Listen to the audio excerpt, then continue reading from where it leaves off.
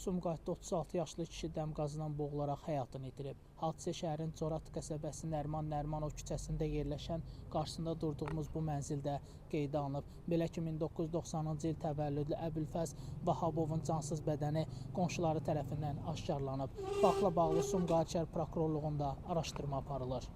Biz bura gələndə dedilər ki, saat hardasa 10-un yarısından qonşularından görən olub.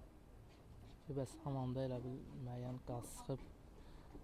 Amma hardasa bir 2-yə işləmiş, 2-nin yarısı baxıblar ki, yəni səs sorağı yoxdur. Evdə də tək olub, işdən gəlib simenlə. Duş qəbul eləyəndə yəqin o da fikir verməyib. Amma sonra qonşular görüb ki, saat 1-2 xəbər yoxdur. Yəni qapı da bağlı olub. Hasardan tullanıb, yəni baxıblar. Qapı zat da bağlı olub.